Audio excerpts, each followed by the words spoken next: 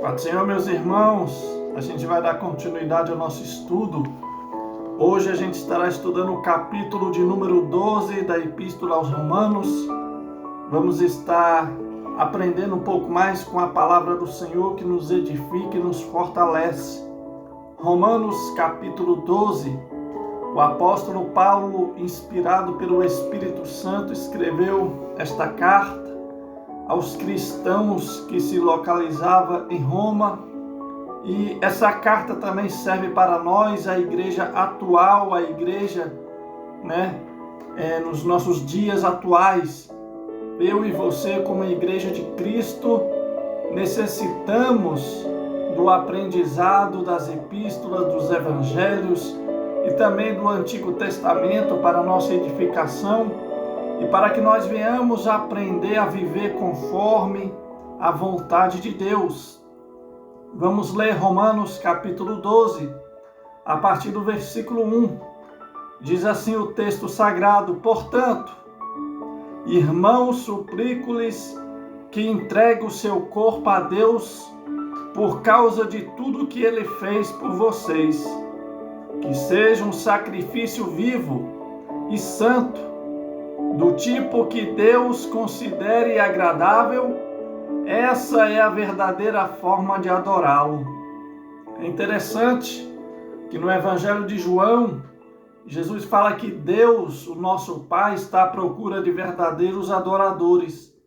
E muitas vezes nós se queixamos, perguntamos como adorar a Deus de uma maneira aceitável, como adorar a Deus de uma maneira que Deus venha receber o nosso louvor, que Deus venha receber a nossa adoração. Paulo vem trazendo um ensinamento aqui no versículo 1 e no versículo 2 do capítulo 12 aos Romanos, que nós venhamos oferecer o nosso corpo como um sacrifício vivo e santo, ou seja, que o nosso corpo venha a ser ofertado a Deus como templo, como morada do Espírito Santo, que o nosso corpo venha a ser ofertado a Deus, para que Deus venha usá-lo, no propósito que Ele tem, para que o nosso corpo ele venha a ser usado como um instrumento de bênção. Isso é oferecer o nosso corpo em um sacrifício vivo. Ou seja, Deus ele é Deus dos vivos e não dos mortos. Quando Paulo vem falando, ofereça o seu corpo como um sacrifício vivo, isso quer dizer que nós necessitamos estar vivos espiritualmente. Fala de uma vida espiritual, pois existe a morte física, mas também a morte espiritual, e que nós venhamos estar vivos espiritualmente.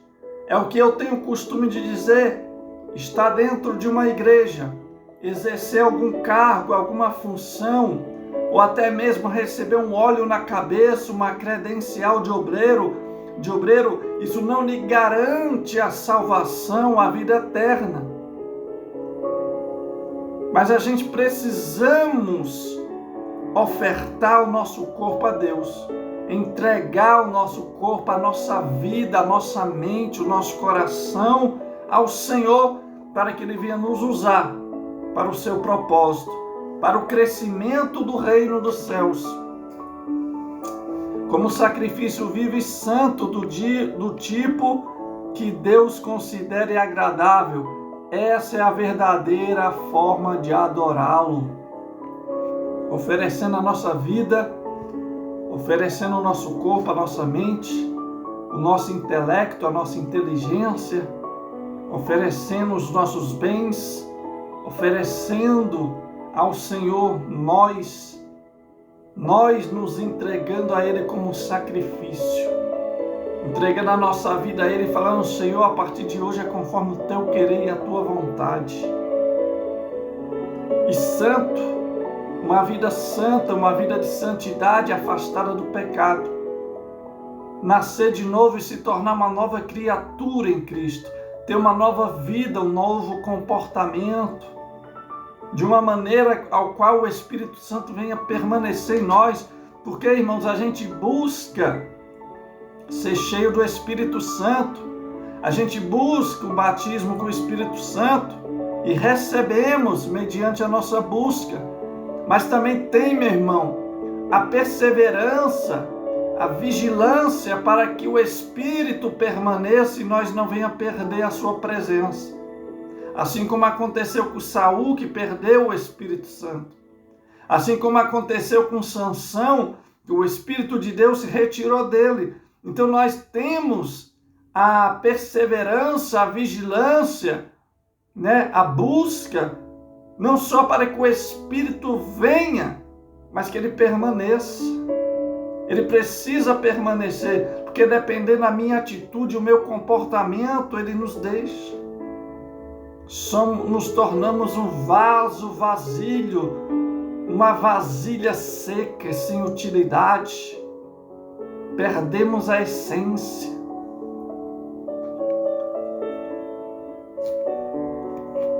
Não imitem o comportamento e os costumes deste mundo, mas deixem que Deus o transforme por meio de uma mudança em seu modo de pensar, a fim de que experimentem a boa, agradável e perfeita vontade de Deus para vocês. Não imite o comportamento e o costume deste mundo.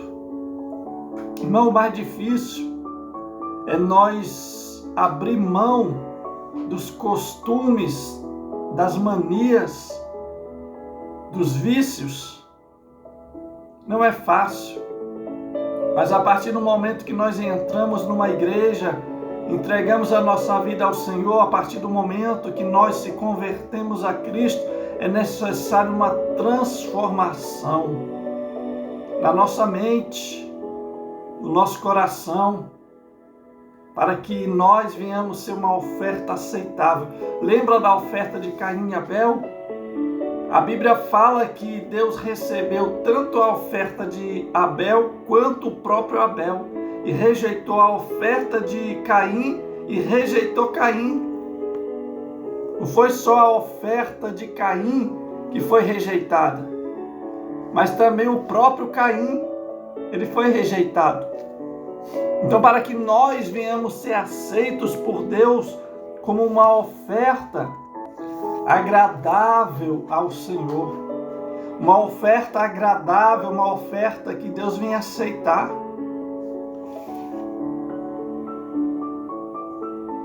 Não permita que o mundo nos domine, não permita que as manias, o incentivo deste mundo venha nos dominar. Porque se a gente não vigiar, aos poucos a gente vai se corrompendo e aos poucos nós vamos se tornando como o mundo. Por isso que Jesus falou, orai, mas também vigie. Não é só orar, ler Bíblia, jejuar, mas é necessário uma vigilância. Ser um porteiro, estar na porta, como um vigilante para que o mal não entre. Para que nós venhamos ser transformados em todo o nosso modo de pensar. Versículo 3. Com base na graça que recebi, dou a cada um de vocês a seguinte advertência. Não se considerem melhores do que realmente são. Antes sejam honestos em sua autoavaliação, medindo-se de acordo com a fé que Deus nos deu. Da mesma forma que nosso corpo tem vários membros, e cada membro uma função específica, assim é também com o corpo de Cristo. Somos membros diferentes do mesmo corpo, e todos pertencemos uns aos outros. Ou seja, Paulo ele vem admoestrando, ensinando, para que nós não venhamos nos achar melhor do que somos, para que nós não venhamos se vangloriar, se orgulhar e se achar melhor do que os outros. Irmãos, eu já convivi com pregadores, com pastores, com obreiros, com crentes que são orgulhosos, são soberbos. Infelizmente, no nosso meio tem esse tipo de pessoa soberba e orgulhosa, que pensa que porque fez um curso teológico é melhor do que o irmão que não fez. Que pensa porque consegue falar melhor é melhor do que o irmão que tem mais dificuldade em pronunciar as palavras. Pensa porque tem um certificado é melhor do que o irmão que não tem. Pensa que porque tem vários cursos, tem uma credencial, de um cargo eclesiástico mais elevado, pensam-se que são melhores do que os outros. Orgulho, soberba, altivez. Toma cuidado, é isso que Paulo vem trazendo, não se ache melhor do que os outros. Não há necessidade de eu me achar inferior, mas também não posso me achar superior. Somos iguais diante do Senhor. Então tome cuidado, meu querido, para que a soberba não domine o seu coração e a sua mente e a sua alma, e você não se torne um cristão, crente soberbo, orgulhoso, com um olhar altivo, sempre se achando superior, sempre se achando melhor. Não vamos nos menosprezar, achando que nós somos inferior aos demais, mas também não vamos achar que somos superiores. Aos olhos de Deus somos iguais. Deus usa cada um conforme a sua capacidade.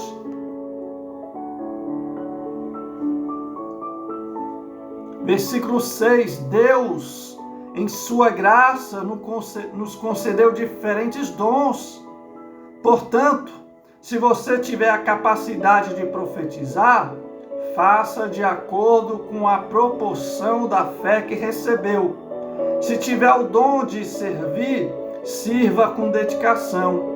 Se for mestre, ensine bem. Se seu dom consistir em encorajar pessoas, encoraje-as. Se for o dom de contribuir, dê com generosidade. Se for o de exercer liderança, lidere de forma responsável.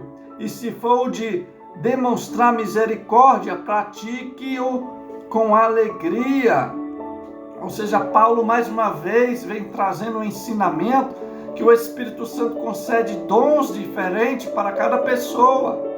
E não há necessidade de nós sentir inveja do dom da pessoa, ou achar que o nosso dom é melhor e se sentir orgulhosos e soberbos. Há vários dons, há várias funções, e isso não quer dizer que eu sou inferior ou superior. Então precisamos tomar cuidado com isso, não permitir que o orgulho domine o nosso coração, para que nós não venhamos cair. O orgulho derruba o homem. Muitos caíram e se encontram prostrados hoje por causa desse mal, desse pecado, o orgulho. Não seja orgulhoso, mas também não seja invejoso. Se contente com aquilo que Deus te deu. Deus te deu um dom, aperfeiçoe o dom que Deus te deu e use-o em prol do crescimento do reino. Use o dom que Deus te deu para que almas venham se render a Cristo e venham ser alcançadas. Deus te deu o dom como deu para o teu irmão, só que são dons diferentes. E eu repito, Deus usa cada um conforme a sua capacidade, cada um tem uma capacidade diferente. Tem pessoas que têm uma capacidade de falar em público, outra não. Tem uma pessoa que tem a capacidade de tocar instrumento, ele toca vários instrumentos, a outra já não consegue tocar um. Mas Deus usa cada um conforme a sua capacidade. Apenas tente aperfeiçoar aquilo que Deus te deu. Versículo 9. Amem as pessoas sem fingimento. Odeie tudo que é mal. Apeguem-se firmemente ao que é bom. Amem-se com amor fraternal. E tenha prazer em honrar uns aos outros. Jamais sejam preguiçosos, mas trabalhe com dedicação e sirva ao Senhor com entusiasmo. Alegre-se em nossa esperança. Sejam pacientes nas dificuldades e não parem de orar. Quando membros do corpo santo passarem por necessidade, ajude-o com prontidão. Estejam sempre dispostos a praticar a hospitalidade. Sobre essa questão, irmão, de ajudar pessoas que passam por necessidade, a palavra nos orienta a ajudar. Só que nos dias de hoje, nos dias atuais, a gente sabe que há muito picareta, muitos mentirosos, muitas pessoas que agem de má fé, que não precisa, mas finge que precisa, e muitos que têm usado do evangelho para extorquir as pessoas. Então, temos que abrir sim o nosso coração para ajudar. Oremos ao Senhor que Ele nos dê um coração bondoso, mas também precisamos ser prudentes. O que Jesus Cristo nos ensinou? Sejam prudentes como a serpente, mas mansos como uma pomba. Precisamos ser mansos, amorosos, humildes, mas também prudentes, espertos, inteligentes para não ser trapaceado. Ore a Deus, peça que o Senhor ministre em seu coração, fale com teu espírito, que o Senhor te direcione a quem ajudar. Uma coisa que eu ouvi de um pastor muito sábio: Deus não nos levantou para ajudar todo mundo. Não temos condições de ajudar todo mundo. Então Deus vai colocar pessoas para nós ajudar. E quando for, Ele vai testificar, Ele vai falar conosco, Ele vai falar ao nosso coração. Então peça a Deus um sinal, peça a Deus uma confirmação para que você não caia na lábia de lobos devoradores. Mas também não feche o seu coração para ajudar quem precisa. Mas seja manso como a pomba, mas prudente como a serpente. Cristo nos orientou. Versículo 14: abençoe aqueles que os perseguem, não os amaldiçoe, mas ore para que Deus os abençoe. Alegre-se com os que se alegram e chore com os que choram. Vivam em harmonia uns com os outros. Não sejam orgulhosos, mas tenham amizade com gente de condição humilde e não pensem que sabem tudo. Paulo vem falando para haver a união. É interessante que quando houve ali o batismo com o Espírito Santo no dia de Pentecoste, o povo estava reunido em união. A união faz a força, a união traz o derramamento de poder. A igreja precisa sim ser unida. Mas claro, irmão, a gente não vai conseguir amar todas as pessoas do mesmo jeito, da mesma maneira.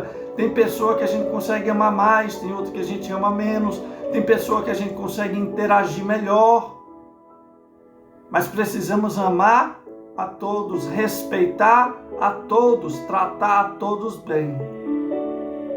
Tem pessoas que a gente consegue se dar melhor com ela. Tem pessoas que a gente já não consegue se dar bem. Mas isso não é desculpa para que nós venhamos tratá-la mal. Amar a todos, respeitar a todos.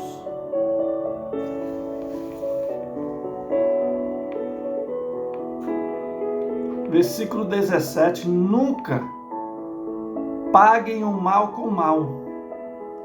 Pense sempre em fazer o que é melhor aos olhos de todos. No que depender de vocês, vivam em paz com todos. Amados, nunca se vinguem. Deixe que a vingança, a ira de Deus se encarregue disso. Pois assim dizem as Escrituras: a vingança cabe a mim. Eu lhes darei o troco, diz o Senhor. Pelo contrário, se seu inimigo estiver com fome, dê-lhe de comer. Se estiver com sede, dê-lhe de beber. Ao fazer isso, amontoará brasas vivas sobre a cabeça dele. Ou seja, quando a gente trata o nosso inimigo, o uma pessoa que nos odeia, uma pessoa que procura fazer o nosso mal, em vez da gente pagar o mal com o mal, mas pagar o mal que ela nos faz, retribuir com o bem, quando a gente faz o bem para ela, mesmo sem ela merecer, além da gente estar obedecendo a palavra, estamos sendo abençoados, Deus entrará com justiça em nosso lugar. E outra, a gente, quando fala que amontoará brasas vivas sobre a cabeça da pessoa, está falando que envergonhará a pessoa ela vai se sentir envergonhada. Imagine, eu faço um mal para você, em vez de você me pagar esse mal com mal, você me paga esse mal com bem. Eu vou me sentir o quê? Envergonhado. Por quê? Porque eu esperava que você fosse pagar com a mesma moeda, mas você agiu diferente. Além de você obedecer a palavra e ser recompensado pela obediência, Deus será o seu juiz, o seu advogado, Ele entrará com justiça pela tua causa e você vai envergonhar o seu inimigo fazendo certo, mostrando para ele, eu não sou igual a você, mostrando para ele, eu sou diferente. Versículo 21, não deixe que o mal os vença, mas vença o mal, praticando o bem. Então, no capítulo 12 da Epístola aos Romanos, a gente viu o sacrifício vivo para Deus, que nós precisamos nos ofertar a Deus. E quando a gente se oferta a Deus como um sacrifício vivo, como uma oferta viva e santa, e o Senhor nos recebe, Ele nos capacita para sermos diferentes. Irmãos, eu repito algo que eu tenho o costume de falar. Um cristão verdadeiramente convertido, ele é diferente. Essa história, eu sou assim, é palavra de crente que não é convertido. Porque crente que é convertido verdadeiramente, ele não fica com isso, eu sou assim. Irmão, quando Cristo entra em nossa vida, Ele nos transforma. Então a gente precisa mudar. Éramos de um jeito, agora somos de outro. É isso que Paulo está trazendo. Se eu me ofertei a Cristo como um sacrifício vivo, Ele recebeu essa oferta, Ele me transforma dia após dia. Cada dia eu sou diferente. E aqui o que Paulo vem trazendo o quê? Vai ter pessoas que vão fazer o mal, mas não pague o mal com o mal. Aprenda a ser cristão. Cristão verdadeiro paga o mal com o bem. Cristão verdadeiro ama a todos. Não faz acepção de pessoas. Não são preconceituosos. Não são racistas. Uma coisa é discordar da opinião. Uma coisa é discordar do pecado e do erro da pessoa, mas outra coisa é respeitar a pessoa como um ser humano, como uma pessoa, como um ser criado por Deus. E é isso que Paulo vem trazendo. Deixo para vocês essa aula. Em breve estaremos postando aí o capítulo 13. Que Deus te abençoe grandemente e até a próxima aula.